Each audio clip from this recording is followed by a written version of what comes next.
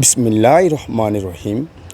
গণতান্ত্রিক, স্পন্দনশীল ও বহুত্ববাদী বাংলাদেশ বিনির্মাণে আসন্ন জাতীয় সংসদ নির্বাচন অর্থাৎ ত্রয়োদশ জাতীয় সংসদ নির্বাচন আগামীকাল 12ই ফেব্রুয়ারি 2026। যারা বাংলাদেশকে পিছিয়ে দিতে চায়, যারা স্বাধীনতা বিরোধী শক্তি হিসেবে পরিচিত, তাদেরকে ধূলিসাৎ করে দিতে আগামীকাল আপনার মূল্যবান ভোটটি প্রদান করুন ধানের শীষ মার্কায়।